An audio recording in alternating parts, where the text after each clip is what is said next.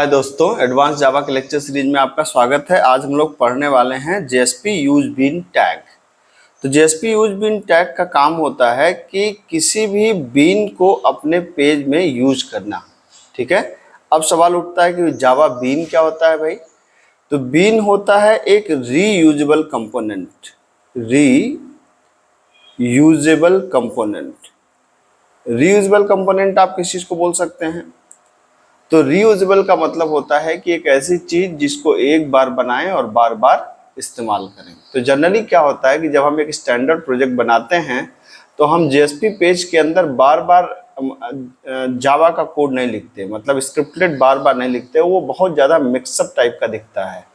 तो एक अच्छी डिजाइनिंग वो मानी जाती है कि आप ऐसा कर सकते हैं कि अपनी जेएसपी कोड को आप मतलब जावा कोड को आप अलग रखें और डिजाइनिंग वाले कोड को आप अलग रखें। अगर आप ऐसा कर पाते हैं तो ये इसको बोलते हैं सेपरेशन ऑफ कंसर्न, और आगे जाकर के यही एमवीसी का बेस बनता है। जो आप एक कंसेप्ट सुना होगा आपने, मॉडल व्यू कंट्रोलर, ये उसी कंसेप्ट का एक बेसिक बेस है जो आपको इसको इस्तेमाल किया जा सकता है उस जगह पे।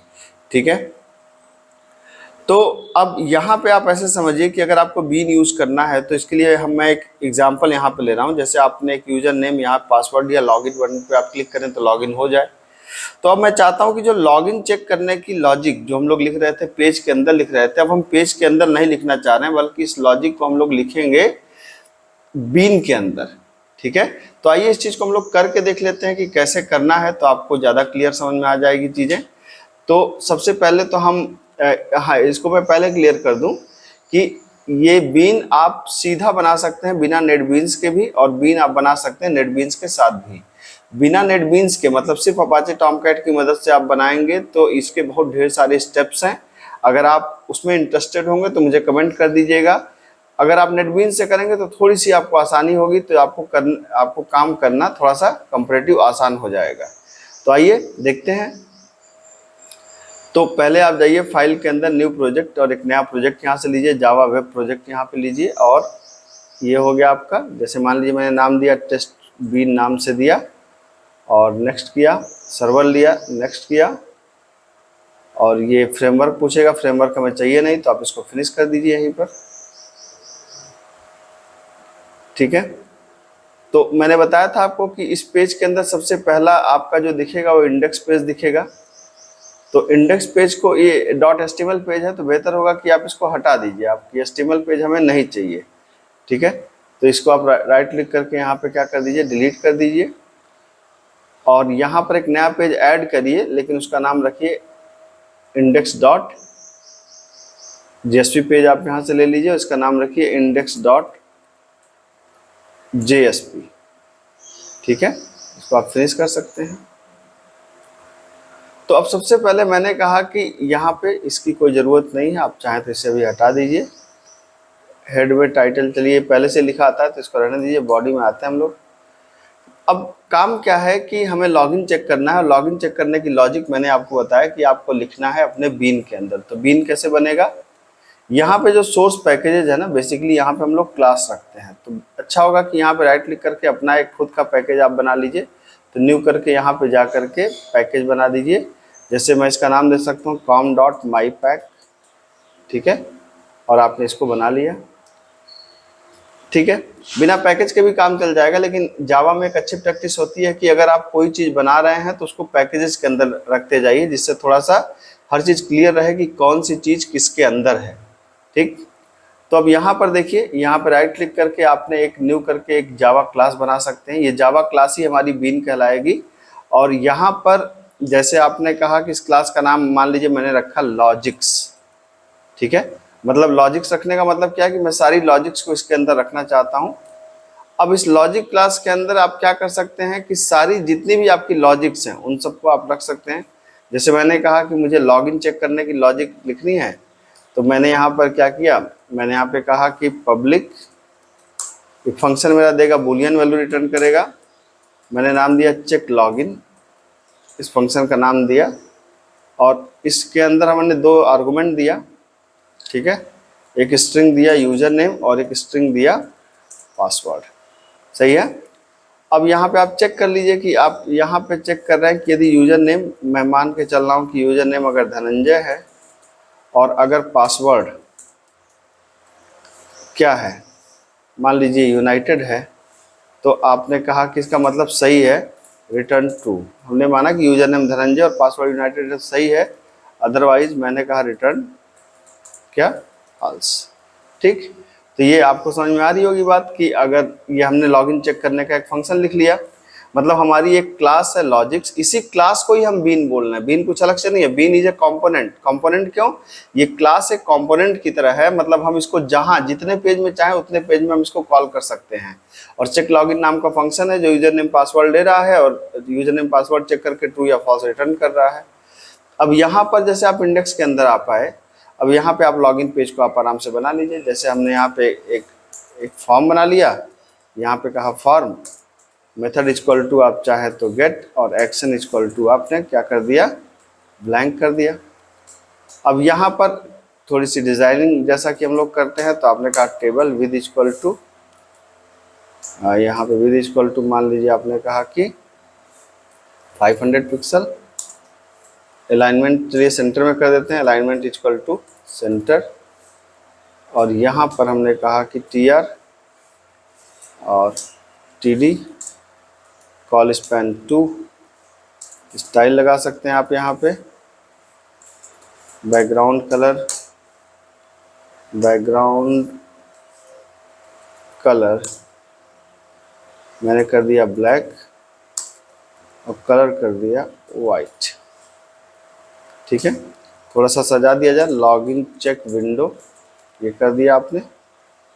फिर यहाँ पे आप आए TR TD, ये दिया आपने यूजर का नाम ये, और फिर यहाँ पर आपने कहा TD input type equal to text, name is equal to मान लीजिए T1 आपने दिया यहाँ पर। उसी तरीके से आप यहाँ पे क्या दे सकते हैं, जैसे आपने यूजर नेम दिया वैसे ही आप यहाँ पर दे सकते हैं पासवर्ड। ठीक है, ये आपने कहा पासवर्ड, इसका क्या दिया आपने T2, और यहाँ पर एक TR है, TR के अंदर आपकी ये आपने डिजाइनिंग कर लिया, और यहाँ पर आपने कहा कि input type equal to submit and value equal to, आपने कहा type equal to submit, value को बाहर लिखिए, वैल्यू इक्वल टू लॉगिन। ठीक है, ये बन गया आपकी डिजाइनिंग। तो ये आपका एक लॉगिन पेज तैयार हो गया, आप इसको देख सकते हैं। ठीक है, और लॉगिन होने के बाद अगर लॉगिन सही हो जाए तो हमें कहाँ भेजना है, लॉगिन हो जाए तो हमको भेजना है यहाँ पर आप कर दीजिए लॉगिन पेज, लॉगिन हो जाए तो हमें भेजना है होम पेज पे, अदरवाइज कहाँ पर चला जाए, एरर पेज पे। तो यहाँ पे 2 पेज और बना लीजिए। आपने न्यू करके यहाँ पे क्या कहा, JSP के अंदर आपने कहा कि home.jsp। ठीक है, और यहाँ पर आपने एक पेज बन गया, इसका टाइटल आप दे दीजिए क्या, होम पेज, और यहाँ पे कर दीजिए कि स्टाइल थोड़ा सा कर दें, कलर इक्वल टू मान लीजिए हमने कहा ग्रीन, और यहाँ पे कर दिया वेलकम फ्रेंड्स। ठीक है, और फिर हमने राइट क्लिक कर यहाँ पर एक नया पेज बना दिया, इसका नाम क्या दिया हमने, एरर, और यहाँ पर फिनिश कर दिया। और एरर पे हमने सिंपल वही काम किया, क्या स्टाइल लगा दिया, कलर इक्वल टू हमने कर दिया रेड, और यहाँ पे हमने कर दिया क्या, यहाँ पे हमने कर दिया इनवैलिड यूजर नेम और क्या, पासवर्ड। सही है, तो अब होम पे लॉगिन चेक करने के लिए मुझे यूज करना है बीन। तो आइए देखते हैं, यहाँ पर यहाँ डिज़ाइनिंग हमारी तैयार है। अब यहाँ पर आ जाइए, जैसे यहाँ पे मुझे लॉजिक लिखना है, तो मैं हमेशा प्रीफर करता हूँ कि लॉजिक भी TRTD में कॉल स्पैन लगा दिए, जिससे कोई एरर आए तो थोड़ा सिंक तरीके से आए। तब यहाँ पर आ जाइए, ये स्क्रिप्टेड लगा दीजिए। अब आपको करना क्या है कि जैसे आपने कहा कि भाई एक स्ट्रिंग आपने यूजर नेम लिया, और यूजर नेम की वैल्यू कहाँ से आएगी, आपने कहा कि पहले तो आप चेक करिए कि यदि request dot gate parameter, request dot gate parameter आपने कहा कि B1, ठीक है, मतलब अगर B1 पे क्लिक किया जाए तो क्या हो, B1 not equal to null. तो इसका मतलब क्या हो, एक स्ट्रिंग आपने लिया user name, user equal to क्या हो जाएगा, रिक्वेस्ट डॉट गेट पैरामीटर, ठीक है, T1, आपने T1 की वैल्यू को लिया, ठीक है, और स्ट्रिंग आपने पासवर्ड लिया कहाँ से, दूसरे फील्ड से, request dot gate parameter, parameter आपने क्या कर दिया, T2। तो आपने T1 की वैल्यू को लिया, T2 की वैल्यू को लिया आपने, ठीक है। अच्छा, पैरामीटर की स्पेलिंग गलत हो गई, ठीक है। अब सिंपल आपको बीन यूज करना है, तो बीन आप कैसे यूज कर सकते हैं, बीन यूज करने के लिए आपको यूज करना पड़ता है बीन टैग। कैसे, आप यहाँ पे लिखिए JSP यूज बीन। एक होता है इसका आईडी मतलब, आप आईडी मतलब समझिए कोई जैसे ऑब्जेक्ट का नाम आप देते हैं ना, वैसे कुछ भी नाम आप दे सकते हैं। जैसे मैं इसका नाम देता हूँ OBJ, ठीक है। और एक होता है क्लास, तो क्लास का मतलब इसका फुल नेम कन्वेंशन कहाँ से आना है, तो com डॉट माई पैक डॉट क्या नाम है क्लास का, लॉजिक्स, इसको लिख दिया आपने।